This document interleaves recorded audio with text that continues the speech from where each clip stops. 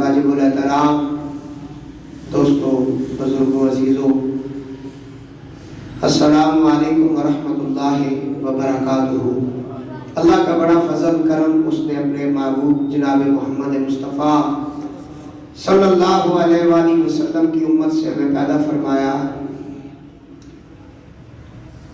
اور ہمیں نبی پاک علیہ السلام کے صحابہ، آل بیت اور یا اللہ جتنے بھی صالحین ہیں ان کے ماننے والوں کے اندر رکھا۔ دعا ہے اللہ تعالیٰ ہمارا خاتمہ بالخیر بھی اسی پر فرمائے۔ میرے موضوع کا نام ہے خواجہ معین الدین چشتی اجمیری رحمت اللہ تعالی علیہ۔ بہت بڑی ہستی، ایک روایت کے مطابق کہ 90 لاکھ کفار کو، ہندوؤں کو آپ نے کلمہ پڑھ کر اور انہیں کلمہ پڑھا کر دین اسلام میں داخل کیا۔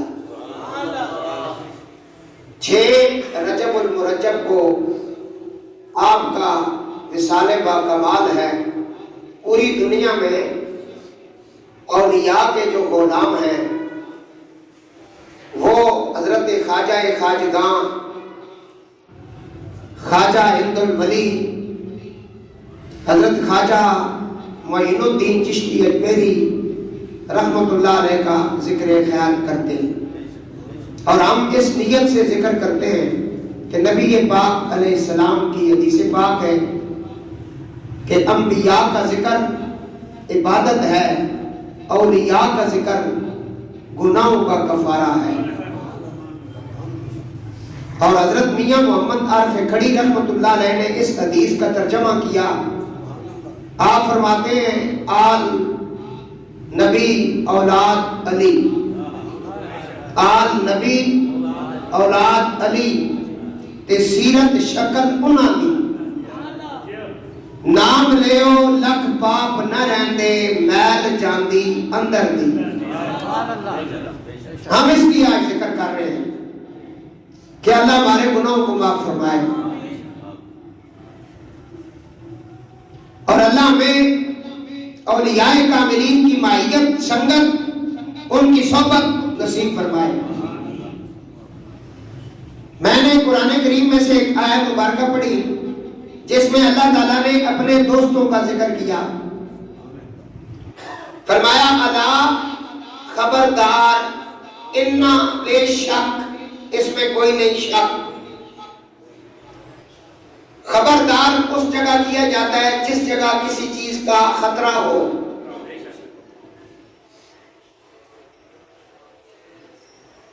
اب بجلی گھر میں آپ چلے جائیں تو جگہ جگہ چھوٹے چھوٹے بورڈ لگے ہوئے ہیں کہ یہ بجلی گھر ہے، یہاں جان جانے کا خطرہ ہے، کوئی ایسی حرکت نہ کرنا کہ تمہاری جان نہ چلی جائے۔ پیٹرول کی جو ٹینکیاں ہیں ان کے پیچھے لکھا ہوتا ہے خطرہ، یہاں سگریٹ کا گل نہ پھینکنا، ماچس کی تیلی نہ لگانا، لیٹر نہ جلانا، کہیں تمہاری جان نہ چلی جائے۔ ٹرانسفارمر جہاں لگا ہوتا ہے وہاں لکھا ہوتا ہے خطرہ، اس کے ساتھ چھیڑ چھاڑ نہ کرنا، جان چلی جائے گی۔ قرآن کہتا ہے کہ جہاں جان کا خطرہ ہو وہاں انسانوں نے لوگوں کو باخبر کرنے کے لیے، جگہ جگہ اطلاع دینے کے لیے چھوٹے چھوٹے بورڈ اویزہ کر دیے اور اس کے اوپر لکھ دیا خطرہ خطرہ۔ جہاں جان کا خطرہ ہو وہاں انسانوں نے بورڈ لگائے، جہاں ایمان کا خطرہ ہو وہاں رب العالمین نے اعلان کیا۔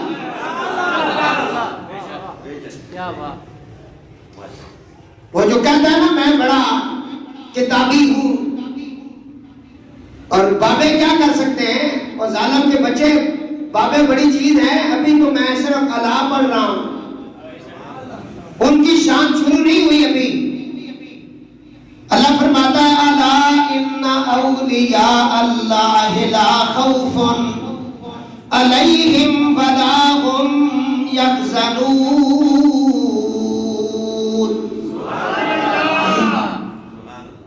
درود پاک پڑھنا۔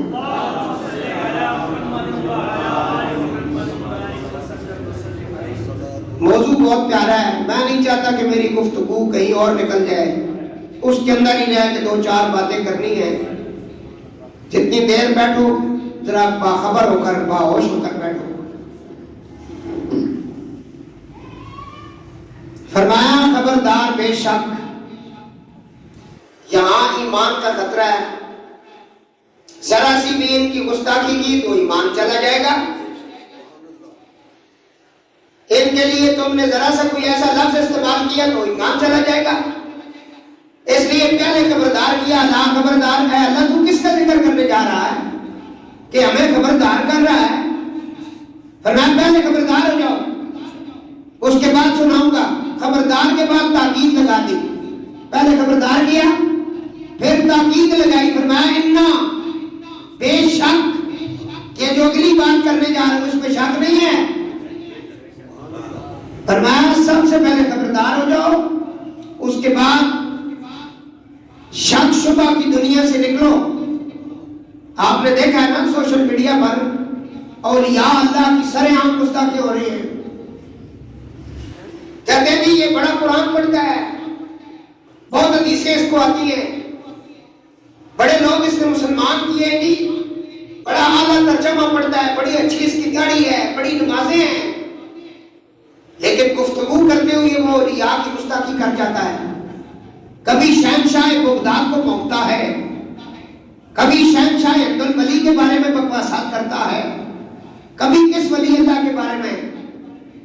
تو یہاں تو اس کے قاعدے کے مطابق تو اس نے قرآن کو مانے نہیں، اور جو قرآن کو مانے نہیں وہ کافر ہوتا ہے، مسلمان نہیں ہوتا۔ اس لیے حضور نے کہا یہ جو اللہ والے ہیں نا، ان کے ساتھ چھیڑ چھاڑ نہ کرنا، ان کے ساتھ چھیڑ چھاڑ کرنا بڑا مہنگا پڑ جاتا ہے، کیونکہ ان کی مدد کے لیے بندے نہیں آتے، خود خدا آتا ہے، اور خدا کے ساتھ تو پھر مقابلہ کر کوئی نہیں سکتا ہے۔ فرمایا من عادلی ولیا فقد عزمتہ بالحرب، جو ولیوں کو تنگ کرے گا اللہ کہتا ہے میں اس کو اعلان جنگ کرتا ہوں۔ تو فرمایا اللہ خبردار ہو جاؤ، امنا بے شک اس میں شک نہ کرنا، شک کی گنجائش نہیں۔ یہ 2 باتیں کرنے کے بعد اللہ فرماتا ہے اللہ انا اولیاء اللہ کے بعد فرمایا اولیاء اللہ۔ کیا فرمایا؟ یہ قرآن کے اندر ہے، کیا فرمایا؟ یہ لفظ یاد کرو، کیا کہا؟ اللہ کے ولیوں کو۔ پتہ چلا یہ کوئی ولی بھی کوئی چیز ہے، ولی بھی کوئی چیز ہے، اس لیے فرمایا اولیاء اللہ، ولیوں کو، اللہ کے ولیوں کو،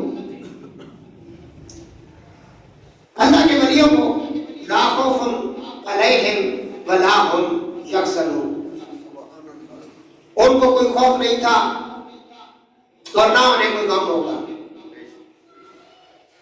کیا کمال کی شان بیان کی اللہ نے اپنے دوستوں کی۔ میں صحیح حدیث پاک یہاں ایک پڑھ دیتا ہوں۔ سرکار فرماتے ہیں حشر کا دن ہوگا، نفس و نفسی کا عالم ہوگا، سورج شب نیزے پر ہوگا، ہر کسی کو اپنی اپنی پڑی ہوگی۔ اس دن کچھ لوگ میری امت میں سے تشریف لائیں گے، ان کے چہروں پر اتنا نور ہوگا، اتنی روشنی ہوگی، اتنی تابانی ہوگی۔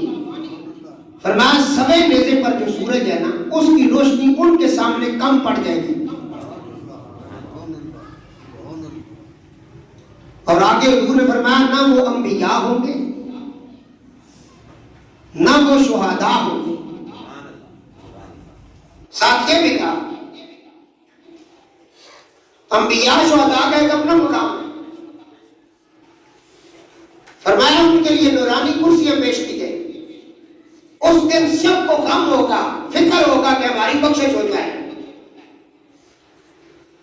اس دن بیٹا ماں سے بھاگے گا، ماں بیٹے سے بھاگے گی، ایک نیکی کو کسی کو نہیں دے گا۔ بڑا قیمتی دن ہے وہ، حشر کہتے ہیں، حشر ہو رہا ہے، حشر حشر۔ فرمایا اس دن یہ جو لوگ ہیں نا جن کے چہرے پہ اتنا نور ہوگا، حضور فرما رہے ہیں ان کو کوئی خوف نہیں ہوگا، ان کو کوئی غم نہیں ہوگا، ان کی مخلوق خدا کے ساتھ اگر محبت ہوگی تو وہ بھی کسی لالچ کی وجہ سے نہیں، اللہ اور اللہ کے رسول کی رضا کے لیے ہوگی. انہیں نہ خوف ہوگا نہ غم ہوگا. پھر آگے جا کے حضور نے کہا الا ان اولیاء اللہ لا خوف علیہم ولا هم یحزنون. وہ میری امت میں جو اولیاء اللہ ہیں یہ وہ لوگ ہوں گے.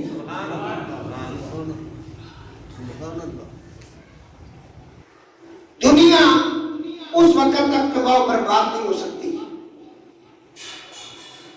حضور نے فرمایا آخری وقت تک اولیاء اللہ اس دنیا میں رہیں گے. ہدایت کا راستہ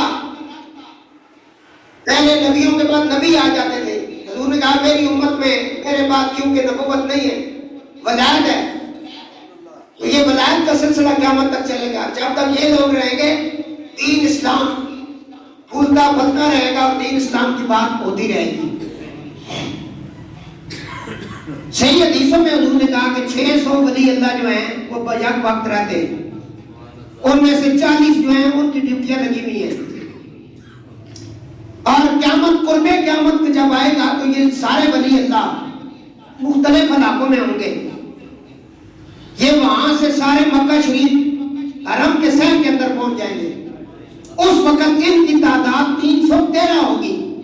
اور حضور نے فرمایا میرا بیٹا جو حضرت فاطمہ الزہرا کی اولاد سے امام حسن علیہ السلام کی اولاد سے ہوگا اور نقبا میں سے وہ 12واں امام ہوگا، وہ طواف کعبہ میں مشغول ہوں گے.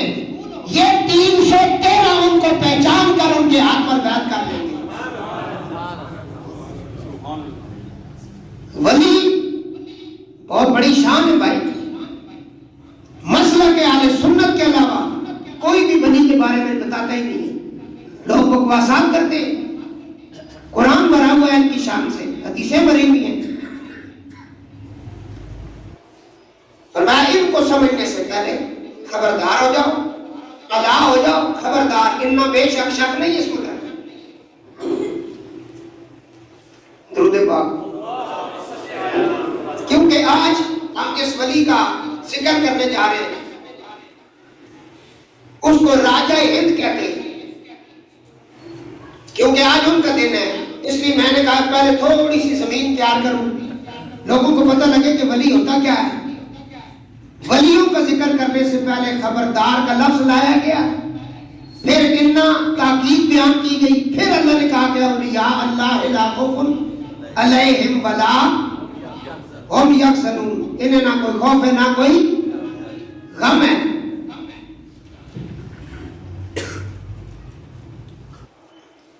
یہود و نصارہ اور مشرکین کے ناپاک منصوبوں کے تحت اسکولوں، کالجوں، یونیورسٹیوں کی تعلیم کے نصاب اور کورس کی کتابوں میں ایسے غلط اور من گھڑت واقعات کو شامل کیا گیا جس کے پڑھنے کے بعد شک، فہم، تذبذب کا دروازہ کھلتا نظر آتا ہے.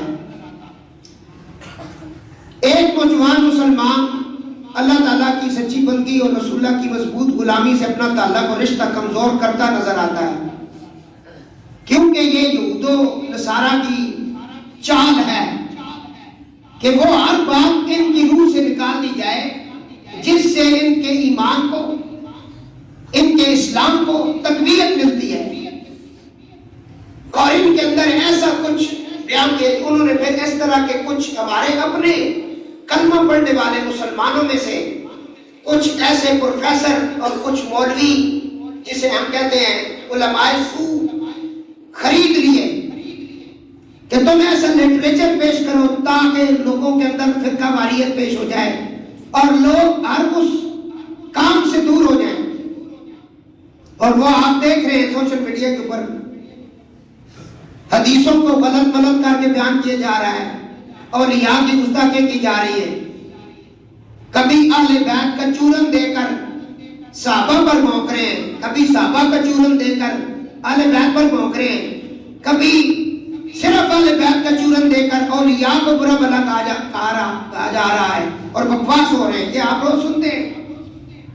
لوگ بڑے متاثر ہیں جی، بہت بڑا عالم ہے جی، اور خدا کے بندوں کس چیز کا عالم ہے؟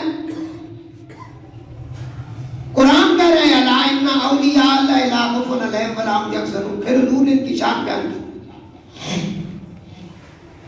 ان میں سے ایک، کیونکہ نبی علیہ السلام کی نبوت کا دروازہ تو بند ہو گیا، حضور کے بعد اب نبی کوئی نہیں آئے گا کہ ہمیں ہدایت ملے. آقا علیہ السلام آخری خطبہ دے کر نکلے. مدینہ اور مکہ شریف کے درمیان میں ایک جگہ ہے جس کا نام ہے غدیر قم. اس جگہ 4 راستے لگتے ہیں، وہاں پانی کے ٹھنڈے چشمے. اس جگہ لوگ اپنی سواریوں کو روک کر کے آرام بھی کرتے تھے، سواریوں کو پانی پلاتے، خود بھی پانی پیتے اور ریسٹ کرتے. اس وقت جو تجارتی قافلے چلتے تھے.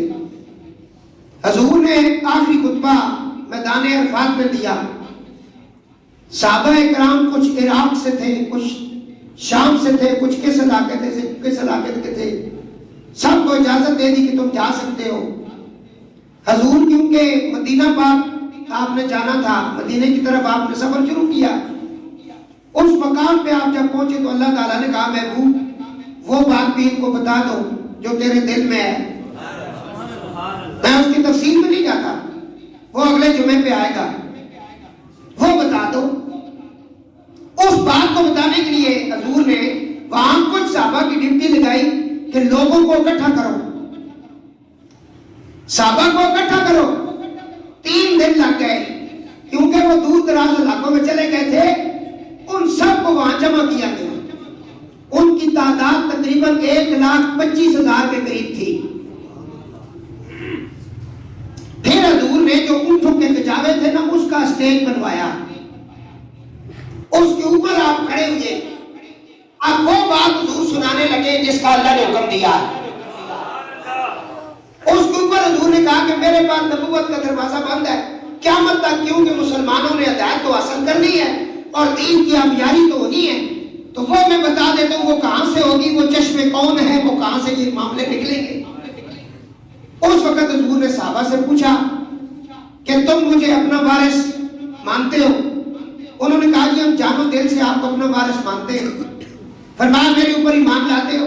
جانو دل سے ایمان لاتے ہیں. فرمایا میں جو کچھ کہہ رہا ہوں اس کی تصدیق کرتے ہو؟ جی یا رسول اللہ، ہم آپ کی ہر بات کی تصدیق کرتے ہیں. ساری باتیں کرنے کے بعد اللہ کے رسول نے فرمایا آئین علی، علی کہاں ہے؟ پھر مولا کائنات اس اسٹیج پر تشریف جب لے گئے، حضور نے ان کا ہاتھ پکڑ کے کہا او میرے صحابہ سنو، میرے پاس نبی کوئی نہیں ہے. نبیوں کے دروازے بند ہو گئے، میں خاتم النبیین ہوں. میرے پاس قیامت تک ولی چلیں گے.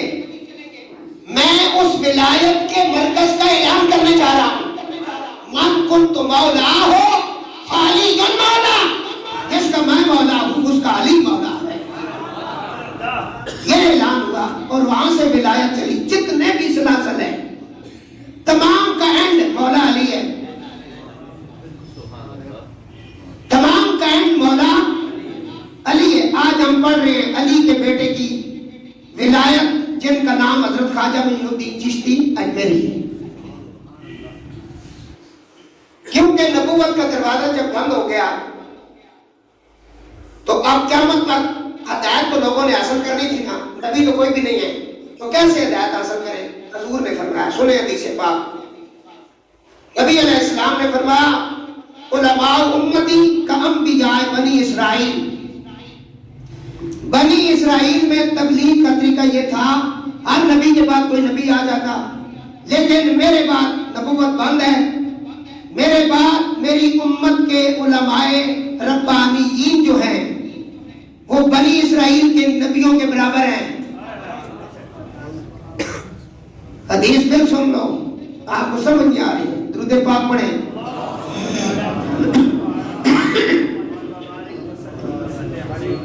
علماء امتی کا انبیاء بنی اسرائیل، یعنی میری امت کو علماء بنی اسرائیل کے نبیوں کی طرح. پھر سن لو، اس کو جگہ بناؤ اندر. میری امت کے علماء بنی اسرائیل کے نبیوں کے طرح ہے، جس طرح وہ تبلیغ کرتے ہیں. مراتب کے معاملے میں نہیں، مراتب میں وہ نبی ہیں، وہ معصوم ہیں. ان کی جس طرح ہدایت ہے، لوگوں کو ہدایت دینا, دین اسلام سکھانا, اللہ رسول کے حکم سکھانا, اس طرح یہ سکھاتے ہیں. ان کے دل دماغ روشن ہیں. یہ حدیث پاک ہے. آپ چراغ لے کر نکلے, مجھے ڈھونڈ کے دے وہ علماء کدھر ہے. حدیث تو آ گئی ہے کہ میری امت کے علماء سے لوگ ہدایت حاصل کریں گے. میری امت کے علماء بنی اسرائیل کے نبیوں کی طرح ہیں, اس طرح تبلیغ کریں گے, دائی بنیں گے. دائی ڈھونڈے آپ, ہم حیران ہے. یہاں تو وہ بھی علماء ہیں جن کے ساتھ لکھا ہوا ہے پیر طریقت راہبر شریعت. یہ دو لفظ سنیں, پیر طریقت, طریقت کا امام, راہبر شریعت, شریعت کا راہبر, یہ لکھا ہوا ہے. اور آگے لکھا ہوا ہے غفران محمود سیالوی لکھا ہوا ہے. اور اس کو میں نے سنا ہے کل, وہ ممبر رسول پر بیٹھ کے ایک سید آل رسول, سچا سچا سید, جس نے قرآن کی تفسیر لکھی ہے, جس کا چہرہ دیکھ کے اللہ یاد آتا ہے, علامہ پیر سید ریاض حسین شاہ صاحب کو, وہ سیدھی گالیاں دے رہا ہے. تو وہ کدھر گئے وہ علماء جن کا ذکر آیا ہے؟ وہ ہم کہاں سے تلاش کریں؟ پہلے بریلویوں کے اندر تھوڑا بہت حیا تھا, لیکن اب ان سے بھی بڑا بغیرت کوئی نہیں. ان کے اندر بھی بڑے بڑے بغیرت مولوی آتے ہیں. اسی طرح دیوبندیوں کے اندر ہے, شیعوں کے اندر ہے. تو وہ کہاں سے ہم لائیں جو حدیث کہہ رہی ہے کہ بنی اسرائیل کے نبیوں کی طرح وہ تبلیغ کرتے ہوں گے اور نظر آئیں گے, جن کا چہرہ دیکھ کے اللہ یاد آ جائے. حضور سے پوچھا گیا نا کہ ان کی نشانی کیا ہے؟ فرمایا الا ان اولیاء, ان کی نشانی کیا ہے یا رسول اللہ؟ جو ولی ہوں گے.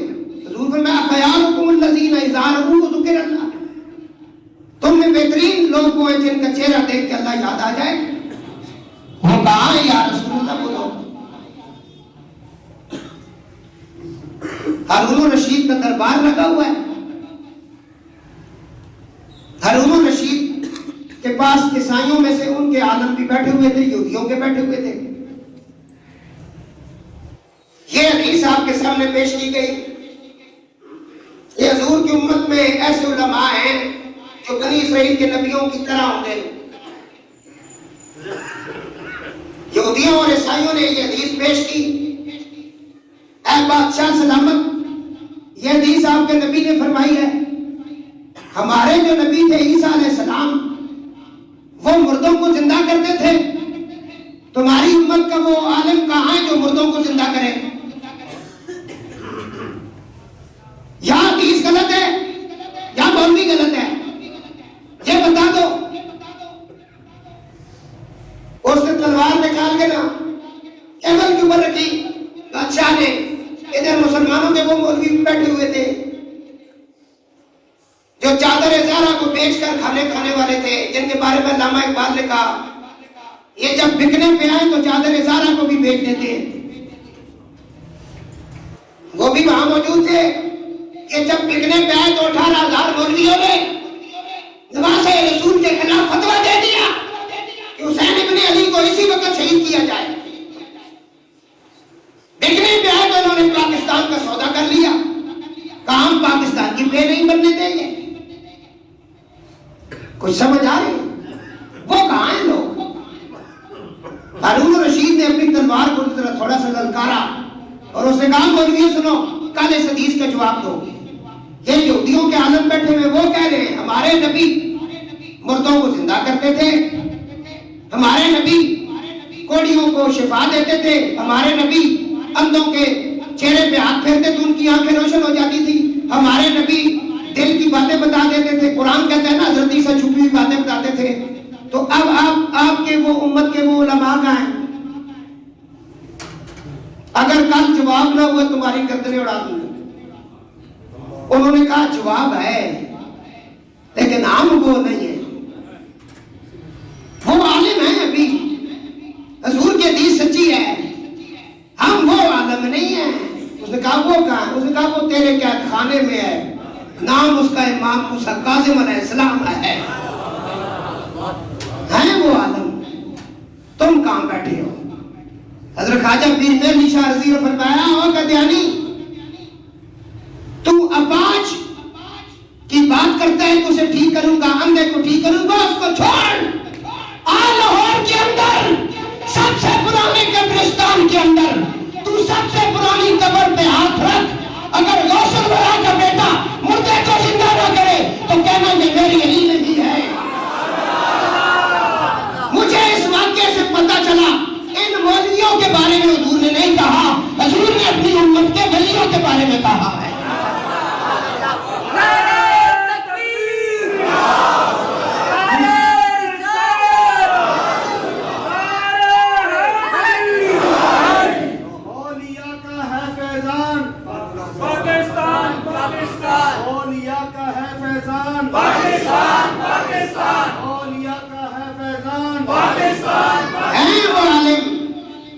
عالم ہیں، کیوں نہیں ہے وہ عالم؟ ابھی اتنا عرصہ نہیں گزرا میرے مرشد کو، حضرت خواجہ غریب نواز پیر محمد کرم حسین انفی القادری رضی اللہ تعالیٰ عنہ، آپ کا ایک مرید تھا ملتان کے اندر، بابا ڈاکٹر علی محمد کے سندھی کے نام سے مشہور تھا۔ اس نے دعوت کی آپ کی، فرمایا حضور میرے ملتان میں آپ تشریف لیں۔ حضور نے دعوت قبول کی۔ جب ملتان پہنچے تو آپ کو پتا اس نے نہیں لگنے دیا، اس نے وہاں لوگوں کو بتایا میرے مرشد آ رہے ہیں، راستے کی سجاوٹ کی، پھول پتیوں کے ہار اس کو منگوا لیے، لوگوں کو بلا لیا اور ایک اپنے پیر کا استقبال کرنے کے لیے اس نے بہت بڑا اہتمام کیا، اور اسی دن اس کی جوان بیٹی فوت ہو گئی۔ کتاب نہ دکھاؤں میں سید نہیں، میں ان کے گھر نہ لے کے جاؤں میں سید نہیں، آؤ میں دکھاتا ہوں، یہ سچا واقعہ سنا رہا ہوں۔ اور رب کعبہ کی عزت کی قسم، اس حدیث کو پڑھنے کے بعد مجھے پتا چلا کہ یہ مولویوں کی بات نہیں ہے، مولوی وہ ہے جو ظاہر کو بھی دیکھے، جو باطن کو بھی دیکھے۔ وہ آگے جا کے میں پیش کرتا ہوں ولی کیا ہے۔ آپ جب وہاں پہنچے ادھر اس نے استقبال کیا، اس نے اپنی بیوی سے کہا، اس کی 2 بیویاں تھیں، انہوں نے کہا بیٹی میری فوت ہو گئی ہے، آج میرے مرشد آ رہے ہیں، بیٹھک میں بیٹھیں گے، بیٹھک والا جو رستہ ہے جدھر لوگ آتے ہیں یہ رستہ بند کر دو۔ رونے کی آواز اگر ادھر آئی دونوں کو طلاق دے دوں گا۔ اس نے مرنا تھا، مر گئی، میرا پیر آج آیا ہے، پیا میرے گھر آیا ہے، پیا میرے، یہ جو جانتے ہیں نا وہ اس مقام پر ہوتے ہیں۔ میں بتاتا ہوں میں نہیں کرنا یہ کام، رونے دھونے کے بعد ہے، ساتھ والی دیوار گراؤ، جب جنازہ اٹھانا ادھر لے جاؤ، ادھر سے کوئی بندہ نہ آئے۔ حضرت صاحب کو کمرے میں بٹھایا، لوگ آ گئے، ملنا شروع ہو گئے، اس کی بیویاں بھی آئیں ملنے کے لیے، اس کی باقی بچیاں بچے بھی آئے ملنے کے لیے۔ کافی دیر کے بعد حضور نے کہا تیری بیٹی کدھر ہے؟ کہا یار سرکار اس کو بخار ہے۔ فرمایا اس نے دسا نہیں ہے کہ سائیں آئے ہیں؟ حضور نہیں، میں فرمایا جاؤ اسے بلا کے آپ کرم حسین بلا نہیں۔ وہ صادق الیقین مرید سی، صادق الیقین، وہ توڑتا ہوا گیا، کفن پہنایا ہوا تھا، جنازہ تیار تھا۔ فرمایا بیٹا اٹھو، میرے مرشد سائیں کرم حسین بلاتے ہیں۔ اس کفن کے اندر ہی اٹھی تھی۔ اس نے کہا جی وہ نبیوں کی طرح ہوں گے۔ حدیث سمجھ آئی ہے؟ جی نہیں آئی تو سمجھا دوں۔ آج ان میں سے ایک کا ذکر ہے، نبیوں کی طرح ہوں گے۔ اور حضور کے حدیث علماء امتی کا انبیاء بنی اسرائیل، یعنی میری امت کے علماء بنی اسرائیل کے نبیوں کی طرح ہوں گے۔ اب ان نبیوں کی طرح تو ہونے کے لیے نا پھر ظاہر باطن بھی ہونا، کچھ سمجھ آ رہی ہے نا؟ وہ لوگ ہم نے دیکھے ہیں، ان کی زیارت ہم نے کی ہے، جی زیارت کی ہے۔ وہ بنی اسرائیل کے نبیوں کی طرح ہوں گے، علماء حق ہوں گے۔ میں اس لیے اکثر کہا کرتا ہوں ہر عالم دین ولی نہیں ہوتا، اور ہر ولی عالم دین ضرور ہوتا ہے۔ کچھ سمجھ آئے؟ حضور کی عزت پہ حملہ ہو گیا ہے کہ دانی نے کہا جی میں نبی ہوں۔ پہلے عیسیٰ علیہ السلام کا انکار، پھر نبی نبوت کا اعلان۔ آپ کو پتہ ہے؟ پڑھیں آپ بتائیں، اس وقت علماء اور مولوی کوئی نہیں تھی دنیا میں، بڑے بڑے ناموں والے تھے، لیکن جس کو اس کے سامنے پیش کیا اور اس کو زیر کیا، اس کو میرے علی کہتے ہیں۔ میرے علی کی جو کتابیں ہیں نا، جسے سیف چشتیائی ان کی کتاب ہے، اس کا پہلا صفحہ بھی مجھے آج کے یہ جو 2 نمبر پیر ہیں یا 2 نمبر مولوی سمجھا دیں نا تو میں ان کی ٹانگوں کے نیچے سے گزر جاؤں گا۔ سیف چشتیائی، چشتیوں کی تلوار، آج تک کوئی رات نہیں کر سکا۔ آگے ہیں، درود پاک پڑھ لیں تاکہ میں پیش کر سکوں۔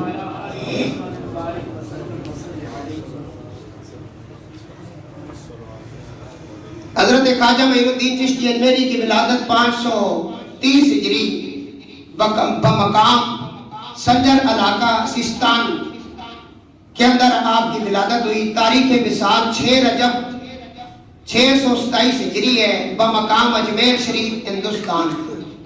نام گرامی آپ کا معین الدین حسن ہے، اور آپ کے مشہور القاب جو ہیں حمد الولی، عطائے رسول، قریب نواز، خواجہ بزرگ، نائب رسول، یہ مشہور آپ کے القاب ہیں۔ حضور کے دربار سے آپ کو جو نام ملا وہ حسن ہے۔ آپ کو حضور نے نام دیا، کیا نام ہے؟ چشتی کہلانے کی وجہ، یہاں چشتی بڑے بیٹھے ہیں لیکن ان کو پتہ ہی نہیں ہم چشتی کیسے بنے۔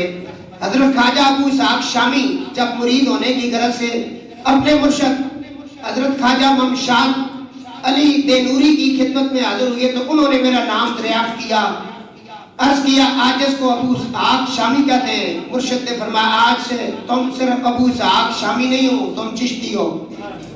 اس وقت سے یہ چشتی ایک سلسلہ بنا۔ حضرت خواجہ معین الدین چشتی اجمیری رحمۃ اللہ علیہ نجیب الطرفین سید تھے، اور ان کا شجرہ نسب ذرا سا پڑھ دیتا ہوں، اس سے پہلے کبھی ریکارڈنگ نہیں ہوئی تو چلو اس کی ریکارڈنگ ہو جائے، شاید میرے اپنے لیے یہی ذریعہ نجات بن جائے۔ امام حسن علیہ السلام، امام حسین علیہ السلام کی طرف سے آپ پدری تھے، آپ کے والد حسینی سید تھے، آپ کی والدہ حسنی سید تھی۔ آپ کا شجرہ نسب والد کی طرف سے سید معین الدین حسن بن سید غیاث الدین بن سید کمال الدین بن سید احمد حسین بن سید نجم الدین بن سید عبدالعزیز بن سید ابراہیم بن سید امام علی رضا علیہ السلام بن سید امام موسیٰ کاظم علیہ السلام بن سید امام جعفر صادق علیہ السلام بن امام محمد باقر علیہ السلام بن امام زین العابدین علیہ السلام بن امام حسین علیہ السلام بن امام علی علیہ السلام۔ یہ والد کی طرف سے، والدہ کی طرف سے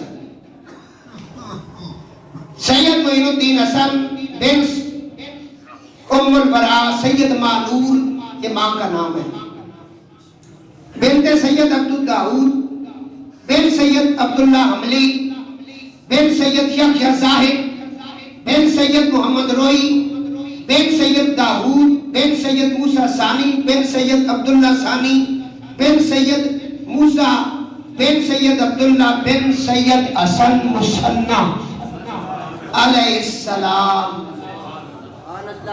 بن سیدنا امام حسن مجتبی علیہ السلام بن سیدنا امام علی علیہ السلام۔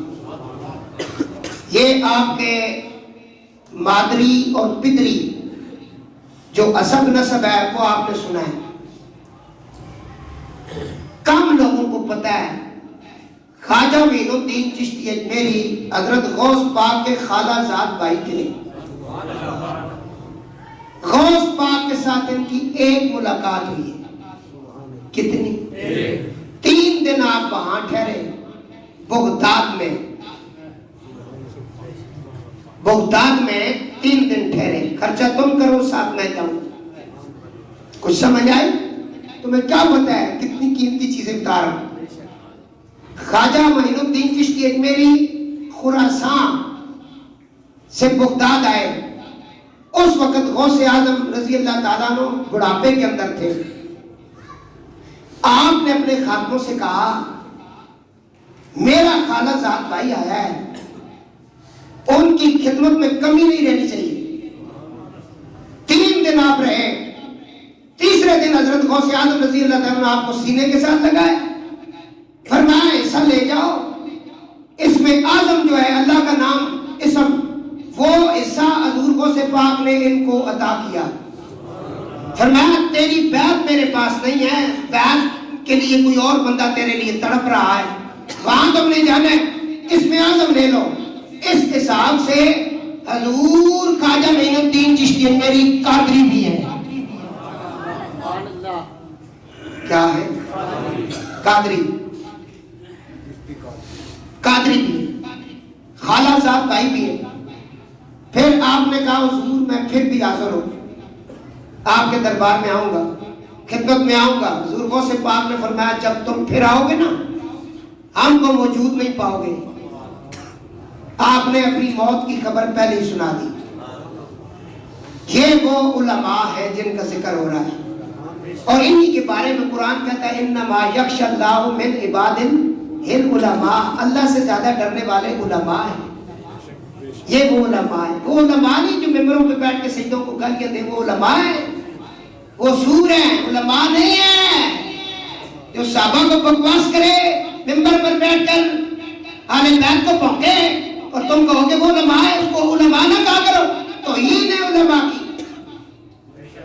سب کچھ بھی نہ کہو, وہ اس قابل ہی نہیں ہے. اس قابل بننے کے لیے ادب بہت ضروری ہوتا ہے. طاعون کی بیماری آ گئی. میں ان علماء کا ذرا ذکر کر دوں. طاعون بڑھنے لگا, لوگ مرنے لگے, اموات بہت زیادہ ہو گئی, کورونا کی طرف آ گئی. بس حضور غوث اعظم نے اعلان کر دیا طاعون سے بچنے کے لیے بغداد کے دربار پہ آ گیا. میرا لنگر کھاؤ. لنگر کھاتے رہے, لنگر ختم ہو گیا. یہاں کا پانی پیو, پانی ختم ہو گیا. لوگوں کو شفا مل گئی, دنیا ٹوٹ پڑی. کہا حضور سب کچھ ختم ہو گیا ہے, ابھی مریض بہت آ رہے ہیں. فرمایا باہر گھاس لگا ہوا ہے, گھاس کھائیں, شفا ملتی ہے. ہمیں تو تبرک سے شفا ملتی ہے بھائی. پانی تو پاکستان میں بھی پڑا ہے نا, جگہ جگہ نلکے لگے ہوئے, کنویں لگے ہوئے, چشمے ہیں. وہ ادھر سے کیوں پانی لاتے ہو؟ حضور نے کہا آب زمزم کو کھڑے ہو کر پیو, اتنا پیو کہ تمہاری ناک سے نکلنا شروع ہو جائے, تمہارے گلے تک آ جائے. اتنا پی اس کو. یا رسول اللہ فرمایا جدھر جدھر جائے گا شفا بن جائے گا. اس کے اندر شفا ہے. بندے کو موت کی تلخی لگی ہو, کہتے ہیں آب زمزم کی چمچ ڈالو کہ آسانی ہو اور اس کی زبان پر کلمہ حق جاری ہو. کچھ سمجھ آئی ہے؟ میں نے کہا اس پانی میں بولا کیا ہے؟ تو مالک تو ہی تھا, ہم نے باپڑوں سے یہی سنا ہے, ہر چیز تو دے دے, تو اس پانی میں کیا ہے؟ یہ تیرا پانی نہیں ہے, تو اس کا خالق نہیں. فرمایا خالق میں ہوں, لیکن اس میں میرے محبوب کے قدموں کو چھوا ہوا. وہ پانی متبرک ہو گیا جس نے اسماعیل کے قدم چومے. وہ حسن حسین کیوں نہیں متبرک ہوئے جن کے لیے رسول اللہ سجدوں کو لمبے کر دیتے تھے؟ کام سمجھ آئے گی تمہیں؟ درود پاک پڑھ.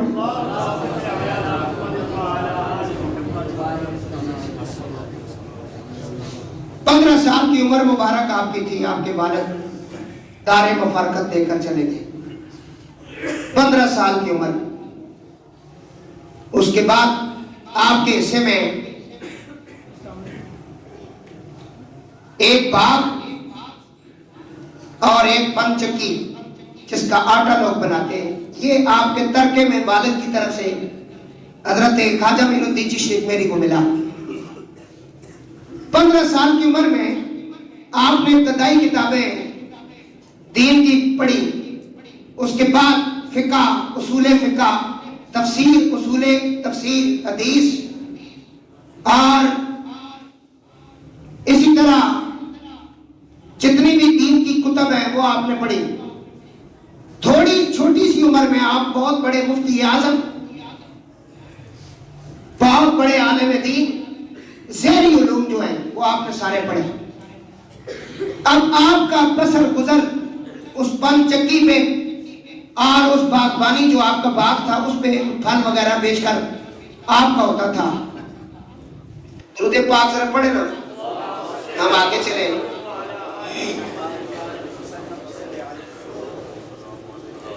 تو ایک دن باغ کے اندر آپ کام کر رہے تھے تو ایک مجذوب ولی اللہ ابراہیم قندوزی رحمت اللہ علیہ وہاں آئے، پہنچے وہاں. تو انہوں نے آ کر سلام کہا تو آپ نے جواب دیا. آپ بھی ظاہر ہے ولیوں کی اولاد میں سے تھے، آپ پہچان گئے کہ یہ کوئی مرد حق ہے. آپ نے انہیں بٹھایا، ان کے لیے فوراً آپ نے درخت سے انگور کا گوشہ توڑا، دھو کر ان کی خدمت میں پیش کیا. انہوں نے وہ انگور کھائے. کھانے کے بعد وہ بڑے خوش ہوئے. انہوں نے اپنی گودڑی میں سے ایک سوکھی روٹی کا نوالا نکالا. کام شروع ہوگا. انہوں نے اپنے دانتوں کے اندر سوکھی روٹی کو چبایا، چبا کر کہا بیٹا یہ کھا لو، تو نے میری بڑی خدمت کی. آپ نے بسم اللہ پڑھ کر وہ روٹی کا ٹکڑا اپنے منہ میں جو ہی ڈالا، آپ فرماتے ہیں میرا دل انوار الہی سے روشن ہو گیا. اوپر نیچے جو کچھ تھا مجھے یکساں نظر آنے لگا. نگاہیں مرد مومن سے بدل جاتی ہیں تقدیریں، جو ہو ذوق یقین پیدا تو کٹ جاتی ہیں. انہوں نے کہا بیٹا جو کام میں نے کرنا تھا وہ کر دیا، لیکن بیعت کا سلسلہ تیرا بہت دور ہے، کسی اور کے پاس ہے. اب نگاہیں مرد مومن سے علامہ اقبال کہتے ہیں بدل جاتی ہیں تقدیریں، جو ہو ذوق یقین پیدا تو کٹ جاتی ہیں.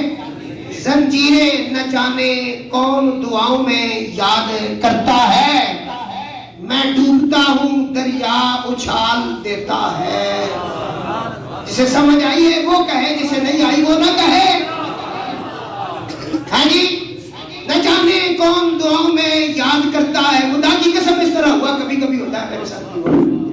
ہاں جی، نہ جانے کون دعاؤں میں یاد کرتا ہے، میں ڈوبتا ہوں دریا اچھال دیتا ہے. وہاں سے آپ چلے، اب سفر شروع ہوا. ظاہری علوم تو پہلے آپ کے پاس تھے، اب باطنی علوم کے لیے، اندر والے علم کے لیے پیر و مرشد کی آپ تلاش میں نکلے. بہت بڑی بڑی خانقاہوں پر بہت بڑے بڑے ولیوں کے ساتھ آپ کی ملاقات ہوئی. جس کے پاس بھی گئے اس نے کہا حضور آپ کا حصہ ہمارے پاس نہیں ہے، وہ کوئی اور ہے جو آپ کو حصہ دے گا. چلتے چلتے چلتے چلتے اس مقام پہ پہنچے کہ آپ نے ایک مرد کلندر کو دیکھا. جو ہی آپ نے انہیں دیکھا انہوں نے ان کو دیکھا. وہ دیکھ کر فرمانے لگے حسن بیٹا. ہمیں یہ میرا جو اندر والا نام ہے یہ ان کو کیسے پتا ہے. قریب ہوئے تو ان کا نام تھا حضرت خواجہ عثمان ہارونی. یہ آپ کے مرشد پاک ہیں. خواجہ معین الدین چشتی اجمیری کے مرشد ہیں خواجہ عثمان ہارونی رحمت اللہ علیہ رضی اللہ تعالیٰ عنہ. ان کے ساتھ آپ نے جستجو کی اور اس وقت وہ موجود تھے حضرت خواجہ جنید بغدادی سید الطیفہ کے دربار پر. اور اللہ کے فضل سے پچھلے سال وہ دربار، وہ جگہ، وہ جہاں یہ باتیں ہوئی، وہ کمرہ، یہ سب اللہ کے فضل سے ہم دیکھ آئے ہیں۔ جنید بغدادی بہت بڑا ولی اللہ ہے، یہ حضور غوث پاک سے بھی پہلے کے ہیں۔ کچھ سمجھ آ رہی ہے؟ شیخ شبلی ان کا مرید ہے، علامہ شیخ شبلی رحمت اللہ علیہ، وہ شیخ شبلی جس کو یہ اولیاء اللہ کہتے ہیں، یہ اللہ کی آنکھ ہے۔ آج بھی ان کی قبر پر لکھا ہوا عربی کے اندر، یہ اللہ کی آنکھ ہے، کیونکہ وہ رات کو سرمے کی جگہ نمک ڈالتے تھے آنکھوں کے اندر۔ کہا حضور یہ آنکھیں خراب ہو رہی، فرمایا نمک لگانے سے نا نیچے سے اوپر تک سب کچھ نظر آتا ہے، نیچے کیا ہو رہا ہے اوپر کیا۔ یہ وہ تھے جناب، وہاں ان کی بیعت ہوئی، آپ نے مرشد کی بارگاہ میں وہاں پہنچے، بغداد محلہ سید الطافہ جنید بغدادی کی مسجد میں حاضر ہوئے اور اپنے شیخ معظم خواجہ عثمان ہارونی کے قدم کو آپ نے چوما، اور پھر آپ نے ان کے سامنے عرض کی حضور مجھے بیعت فرمائیں۔ آپ نے فرمایا 2 رکعت نماز ادا کرو۔ اب سننا یہاں سے، 2 رکعت نماز آپ نے ادا کی۔ ایک پیر و مرشد نے فرمایا قبلہ رو، بیٹھ جاؤ، قبلے کی طرف منہ کرو، کر لیا۔ فرمایا سورہ بقرہ پڑھو، سورہ بقرہ پڑھی۔ پھر پیر و مرشد نے فرمایا 21 مرتبہ درود و سلام پڑھو، درود و سلام بھی پڑھا۔ پھر پیر و مرشد کھڑے ہو گئے، میرا ہاتھ پکڑا، آسمان کی طرف منہ کیا، فرمایا اے میرے رب، میں اپنے اس معین الدین کو تیرے حوالے کرتا ہوں، تیرے تک میں نے پہنچا دیا، اس کے لیے آسانی کر۔ اس کے بعد کینچی لے کر میرے سر پر چلائی اور کلائے 4 ترک کی میرے سر پر رکھی، ایک ایسی ٹوپی رکھی جس کے 4 کونے تھے، ترک دنیا، ترک عقبہ۔ یہ میرے مرشد بھی رکھتے ہیں وہ ٹوپی نا، اکثر آپ میرے چہرے پہ دیکھیں 4 کونوں والی ٹوپی، وہ آپ نے رکھی اور فرمایا اس کے کونوں کا کوئی مطلب ہے نا، میں ایک دفعہ پڑھتا ہوں، کیونکہ میری اس مجلس میں نا بڑے بڑے اہل علم حضرات جو محبت کرتے ہیں نا اولیاء سے، سادات سے، میں ان کو سنا رہا ہوں۔ وہ ٹوپی جب آپ نے رکھی، پوچھنے والے پوچھتے ہیں بھئی ان 4 کونوں کا کیا مطلب ہے؟ آپ نے فرمایا ترک دنیا، دنیا کو طلاق، ترک دنیا، ترک عقبہ، ہمیں جنت کی ضرورت نہیں، ترک خود، اپنے آپ کو بھی ترک کیا، یہ بڑا مشکل ہے، خودی کو کر بلند، ہاں ترک خود اور ترک ترک، جس کو ترک کیا اس کو بھی ترک کر۔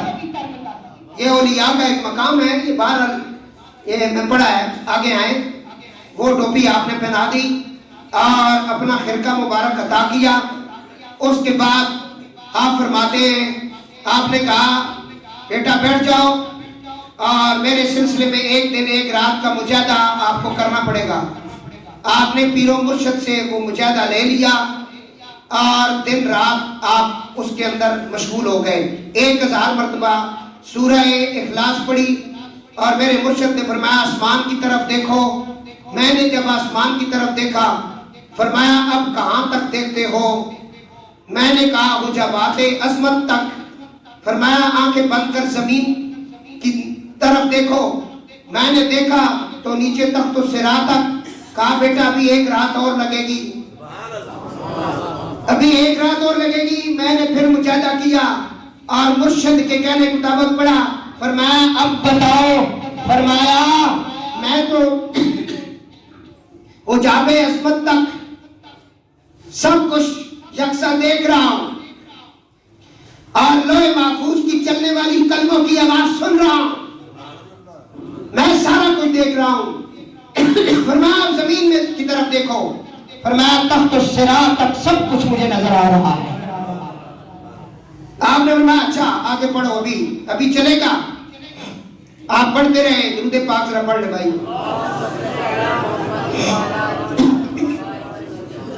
اللہم صلی علی محمد وعلی آل محمد اب مرشد نے کہا کہ میری آپ نے 2 انگلیاں اٹھائی، فرمایا ان دونوں انگلیوں کے درمیان دیکھو، میں نے آپ کی دونوں انگلیوں کے بیچ 18,000 عالم، عالم آخرت، عالم بالا، عالم برزخ، یہ جس میں رہتے ہیں، یہ والا جہان، وہ والا جہان، اگلا جہان، اس سے اگلا جہان، 18,000 عالم یکساں میں نے دیکھے۔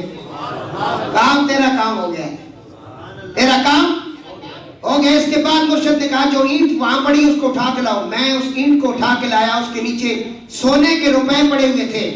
مرشد نے کہا ان کو اٹھا لو اور لے جا کر غریبوں اور فقیروں میں تقسیم کر دو۔ میں نے ایسا ہی کیا، واپس آ کر کچھ دن میری صحبت میں گزارو۔ کہتے ہیں پھر مرشد کے عشق کا نشہ ایسے چڑھا کہ 20 سال میں دن رات سفر و حضر میں ہر جگہ اپنے مرشد کے پیچھے پیچھے چلا۔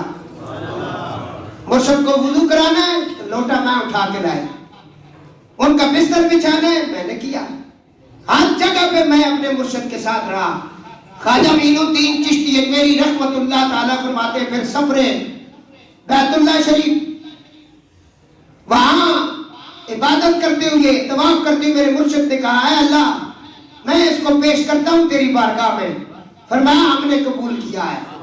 پھر مدینہ پاک میں اختصار کے ساتھ اب پڑھ رہا ہوں، واقعات کو چھوڑ دیا۔ حضور کے دربار میں پہنچا، کہا یہاں درود پڑھو۔ میں نے سرکار کی بارگاہ میں درود و سلام پڑھا تو فرمایا اے عثمان رونی، ہم نے تجھے بھی اور اپنے بیٹے حسن و ابن الدین کو بھی قبول کر لیا ہے، اس کے سلسلے کو بھی قبول کیا ہے، اور ہم اس کو ہند کی ولایت عطا کرتے ہیں۔ کب ملا؟ جب طریقے سے چلے۔ آج لوگ کہتے ہیں او جی فلاں پیر ایسا فلاں ایسا، بھائی تم کیا ہو؟ تم خواجہ معین الدین چشتی اجمیری جیسے مرید بن کے آؤ، پیر آج بھی عثمان رونی ملتا ہے۔ خدمت کون کرے؟ تکبر ہی نہیں جاتا ہے جی، کیونکہ وہ جو اندر بیٹھا ہوا وہ قریب ہونے نہیں دیتا، وہ جو شیطان ہے نا وہ قریب نہیں لگنے دیتا، آج سے آنے نہیں دیتا۔ آج بھی اس وقت بھی وہ گلزار ہو سکتی ہے آگ، اگر ابراہیم جیسا ایمان بھی ہو نا۔ آج بھی غلامان اہل بیت میں سے کوئی ان کا نوکر صحیح سچا بن جائے، آج بھی ان کی مدد آ سکتی ہے، آج بھی راہ راست پہ لوگ آ سکتے ہیں۔ یہ خواجہ صاحب کا بڑا مختصر سا میں نے تعارف کی کروایا۔